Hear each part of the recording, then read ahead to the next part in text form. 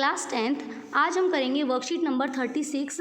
आपकी वर्कशीट में 33 लिखा है, लेकिन ये वर्कशीट नंबर 36 है क्योंकि पिछली वर्कशीट जो हमने करी थी उसका नंबर था 35।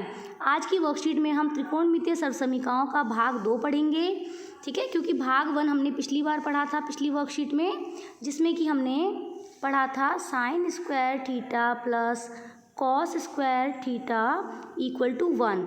ये हमने पिछली वर्कशीट में पढ़ा है।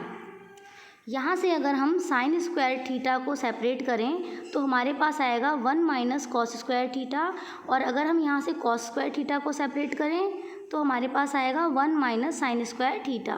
यानी कि हमने एक ही आइडेंटिटी से ये दो फॉर्मूले और हमारे पास निकल के आ गए हैं, ठीक है। और यहाँ से अगर हम साइन थीटा निकालना चाहें तो ये स्क्वायर इधर जाके अंडर रूट बन जाएगा और हमारे पास साइन थीटा की वैल्यू आएगी अंडर रूट में 1 माइनस कॉस स्क्वायर थीटा, ठीक है। इसी तरह से हम यहाँ से भी एक फॉर्मूला और निकाल सकते हैं। तो आइए हम अपनी पिछली वर्कशीट को रिवाइज करते हैं। याद कीजिए और बताइए, sine square theta plus cos square theta equal to क्या होता है 1। ये हम अपनी पिछली वर्कशीट में पढ़ चुके हैं। सेकेंड है 1 माइनस साइन स्क्वायर थीटा किसके बराबर होता है, ये होता है हमारा कॉस स्क्वायर थीटा के बराबर। ये हमारा इसी फॉर्मूले से हमने निकाला है। थर्ड पॉइंट है 1 माइनस कॉस स्क्वायर थीटा बराबर कितने की होता है, साइन स्क्वायर थीटा के बराबर, ठीक है। अब आगे देखते हैं, क्या हमारे पास प्रश्नों को हल करने के लिए अन्य त्रिकोणमितीय सर्वसमीकरण भी हैं? हाँ, आओ साथ में सीखें। अब हम और जो हमारी अगली आइडेंटिटी हैं उनके बारे में पढ़ेंगे। तो देखिए, पहली सर्वसमीकरण जो कि हमने पिछली वर्कशीट में पढ़ी थी उसका प्रयोग कर हम निम्न प्रकार से अन्य दो सर्वसमीकरण ज्ञात कर सकते हैं, जो कि हमारी आज की वर्कशीट का टॉपिक है। तो ये जो हमारी आइडेंटिटी हैं यानी त्रिकोणमितीय सर्वसमीकरण, इन्हें हम कैसे ज्ञात करते हैं।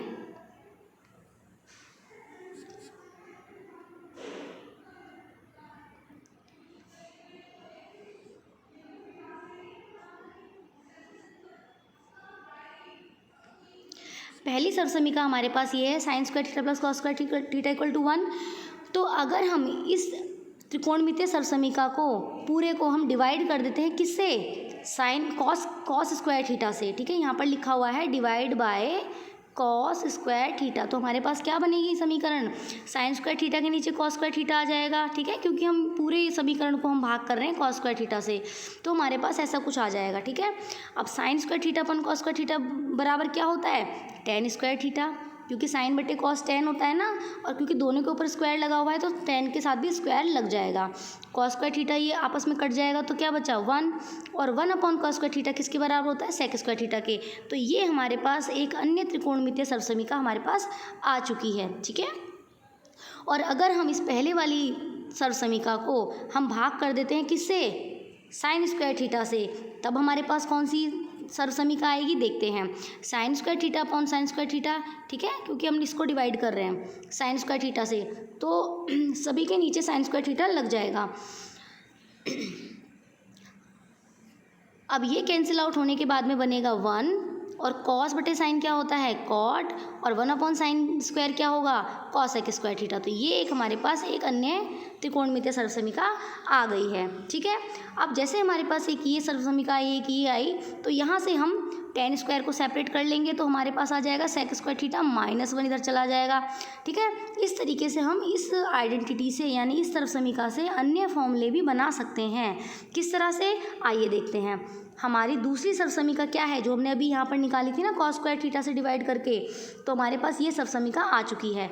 अब देखिए, हम इसे निम्न प्रकार से भी लिख सकते हैं, कैसे कि अगर हम इस 10 को इधर ले आए, ठीक है, तो इधर क्या बचेगा खाली 1, तो sec square theta minus tan square theta बराबर क्या हो जाएगा 1। एक तो हमारे पास ये फॉर्म आ गई है इस फॉर्मूले की। दूसरा, अब यहाँ से अगर आप सेक स्क्वायर थीटा को यहाँ से सेपरेट करो तो क्या आएगा 1 प्लस टेन स्क्वायर थीटा, है ना, और ये स्क्वायर यहाँ हट करके ये अंडर रूट लग जाएगा इस सारे पर, sec थीटा बराबर हो जाएगा अंडर रूट में 1 + tan स्क्वायर थीटा। यहाँ पर आप कुछ नहीं कर रहे हैं, अब बस आप एक त्रिकोणमितीय अनुपात को लेफ़्ट टू राइट इस तरह से सेपरेट आउट कर रहे हैं और अलग अलग फॉर्म में आपके पास फॉर्मूले आते जा रहे हैं। ठीक है, ये आप तभी अच्छे से सीख पाओगे जब आप अपनी नोटबुक में इसको अपने आप लिखेंगे। ठीक है, इसके बाद इसी फॉर्मूले से अगर आप tan स्क्वायर थीटा को सेपरेट करना चाहते हैं तो क्या होगा, ये 1 इधर चला जाएगा तो आपके पास क्या आ जाएगा, sec स्क्वायर थीटा -1। और यहाँ इस फॉर्मूले से अगर आप tan थीटा निकालना चाहते हो तो ये स्क्वायर इधर जा करके क्या बन जाएगा, अंडर रूट, यानी tan थीटा बराबर हो जाएगा हमारा अंडर रूट में sec square theta -1। I hope सभी को अच्छे से समझ आ रहा होगा। ठीक है, तो किस तरह हमने एक ही फॉर्मूले से और भी फॉर्मूले ज्ञात कर लिए हैं।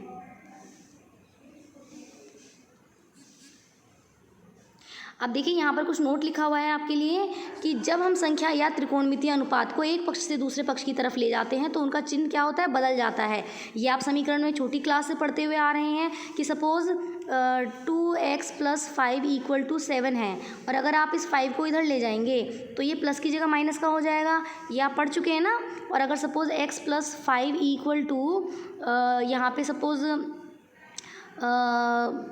कुछ भी है, सपोज़ मान लिया यहाँ 3 है। ठीक है, और अगर आप इस x को सपोज़ इधर लेकर जा रहे हो, इसको इधर लेकर जा रहे हो तो इसका भी साइन चेंज हो जाएगा और इसका भी साइन चेंज हो जाएगा। ये आप अच्छे से पढ़ चुके हैं अपनी पिछली क्लासेस में। नेक्स्ट हम देखते हैं ये जो हमारी तीसरी सर्वसमीका है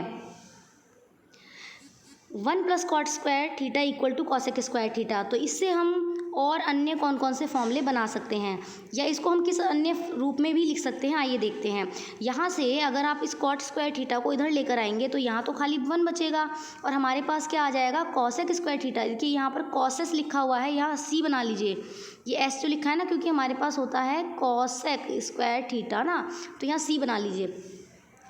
तो cosec स्क्वायर थीटा, देखिए यहाँ पर भी ना बेटा, देखिए यहाँ cos लिखा हुआ है, cosec लिखना है आपको, ये टाइपिंग एरर है सिर्फ और कुछ नहीं है। cosec square theta - cot square theta = 1। एक तो आपके पास ये फॉर्म आ गई है।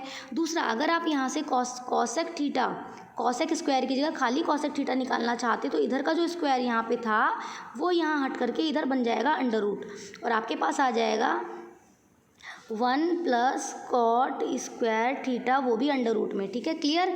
ये अंडर रूट सारे पर लगा हुआ है ऊपर। ठीक है, ये अंडर रूट पूरे पर है। तो आपका ये दोनों फॉर्मूले आप पढ़ चुके हैं। इसके बाद अगर आप यहाँ से ऊपर वाले फॉर्मूले से खाली cot स्क्वायर थीटा को सेपरेट करना चाहते हैं तो ये इधर 1 चला जाएगा तो आपके पास आएगा cosec स्क्वायर थीटा -1 के। ओके, और अगर आप यहाँ पर cot थीटा को सेपरेट करना चाहते हो, ये cot, देखिए यहाँ पर ये स्क्वायर हटाना है, ये गलती से यहाँ लिखा हुआ है बेटा, ध्यान से इसको हटा लेना। अगर आप cot थीटा निकालना चाहते हैं तो ये जो स्क्वायर है इधर जाके अंडर रूट बन जाएगा, है ना आसान, ये आपका यहाँ अंडर रूट बन जाएगा और ये cosec square theta, cot theta बराबर आएगा cosec स्क्वायर थीटा -1 के। तो आई होप कि आपने जो 3 आइडेंटिटी हैं वो आपको अच्छे से समझ आ गई होंगी। एक सर्वसमीका आपने पिछली वर्कशीट में पढ़ी थी और 2 हमने आज पढ़ी हैं। ठीक है, इन्हीं 2 आइडेंटिटी यानी सर्वसमीका, बेटा आइडेंटिटी को हिंदी में हम कहते हैं सर्वसमीका।